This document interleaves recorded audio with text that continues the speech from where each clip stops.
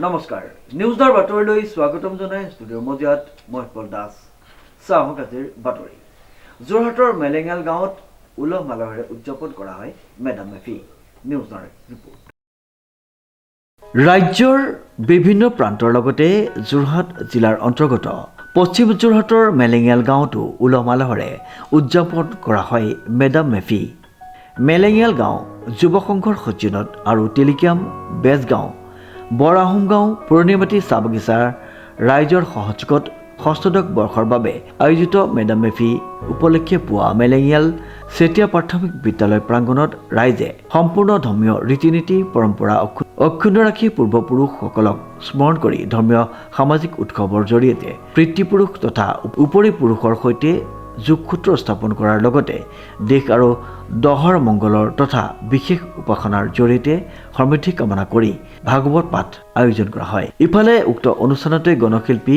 ৰাজীৱ শদিয়াৰ প্ৰতি শ্ৰদ্ধা জনাই ৰাইজে 1 মিনিট মৌন প্ৰাৰ্থনা জনায়।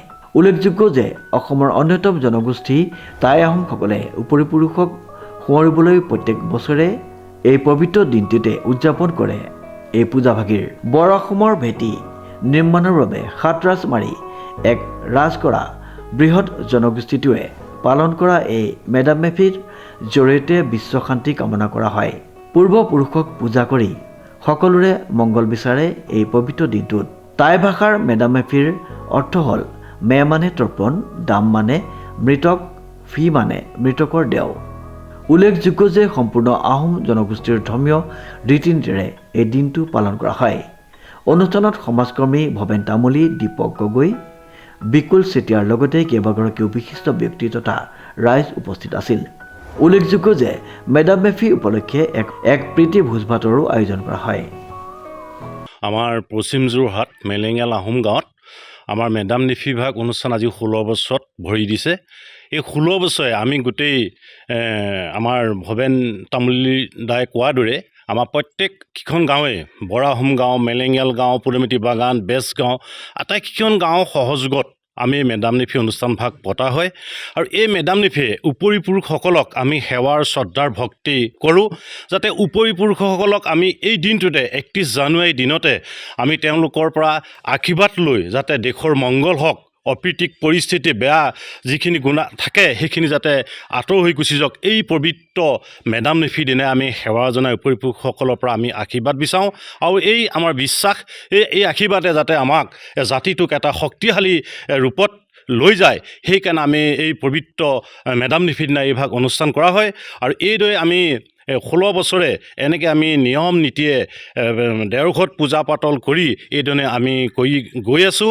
আৰু এইটো শক্তি দিয়ক আমাক, আৰু ভৱিষ্যতেও যাতে এনেকৈ আমি আগবাঢ়ি যাবৰ কাৰণে এই উপৰি পুৰুষসকলৰ যি আমাৰ অসমৰ যি ভেটি আজি বুৰঞ্জীয়ে ক'ব যি বৰ ভেটি বনাই থৈ গ'ল, অসমৰ জনগাঁথনিটোক যিটো ষ্ট্ৰং কৰিলে, সেইখিনি তেওঁলোকক আমি সদায় সোঁৱৰোঁ, সদায় সেৱা, সদায় শ্ৰদ্ধাৰ ভক্তি কৰোঁ। আৰু ইয়াৰ মাজত আমাৰ গাঁৱৰ মাজত বিশেষকৈ কংগ্ৰেছ দা, আমাৰ বেন দা প্ৰমুখ্যকৈ সকলোৱে নাম ক'ব পৰা নাই, তথাপি তেওঁলোককো আমি সোঁৱৰোঁ। এই মেডাম মেফিত জড়িত হৈ আছিল তেওঁলোকো আমাৰ লগত। আজি তেওঁলোক আমাৰ ওচৰত আজি নাই, তেওঁলোকৰ স্বৰ্গগামী হ'ল। তেওঁলোকো আমি এই আপোনালোকৰ এই চেনেলযোগে তেওঁলোকক আমি সোঁৱৰিছোঁ। আৰু লগতে আমি 12টা বজাৰ পিছৰ পৰা এটা আমাৰ প্ৰীতি ভোজো তৈয়াৰ কৰিছোঁ। আৰু লগতে সেইখিনি প্ৰীতি ভোজকো খাবৰ কাৰণে এই আপোনালোকৰ চেনেলযোগে সকলো সহযোগিতা জনাই ইয়াকে কৈ মোৰ দুআষাৰ ক'লোঁ। ধন্যবাদ। জয় অসম। আজি গত বছৰবিলাকৰ দৰে মেডাম মেফিৰ আয়োজন কৰা হৈছে মেলেঙিয়ালৰ এই স্থানতে। ইয়াতে মণ্ডপ কৰি পেলাই আমি প্ৰতি বছৰে ইয়াতে অনুষ্ঠিত কৰি আহিছোঁ। মেলেঙিয়াল গাঁও, স্থানীয় বৰহম গাঁও আৰু পূৰ্ণিমাটি বাগান, বেজগাঁও সমূহ ৰাইজে ইয়াত আনুষ্ঠানিকভাৱে 16টা বছৰ পাৰ কৰিছে। এই বছৰ ষষ্ঠদশ বছৰ। এই বছৰটো গাঁৱৰ ৰাইজে সমিল মিলেৰে ইয়াতে আহি অনুষ্ঠান ভাগ পাতিবলৈ লৈছে।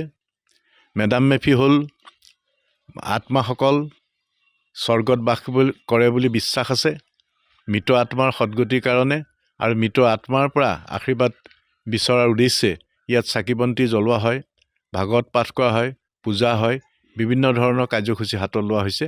আৰু এইহে আজি অনুষ্ঠান ভাগ শুভ আৰম্ভণিতে ইয়াত বন্তি প্ৰজ্বলন হৈছে আৰু ভাগৱত পাঠ হৈছে আৰু বিভিন্ন ধৰণৰ কাৰ্যসূচী হাতত আছে আৰু সামূহিকভাৱে সকলো ৰাইজে মিলা প্ৰীতিয়ে এসাঁজ দুপৰীয়া আহাৰ খোৱাৰ ব্যৱস্থা কৰা হৈছে। ইয়াৰ উদ্দেশ্য হ'ল আমি প্ৰতি বছৰে ওচৰ চুবুৰীয়া মানুহবিলাক সকলো মিলিজুলি একেলগে থাকি দেশৰ হকে চিন্তা কৰি এক সবল শক্তিৰ জাতীয় চেতনা জাগ্ৰত কৰা আমাৰ মূল উদ্দেশ্য।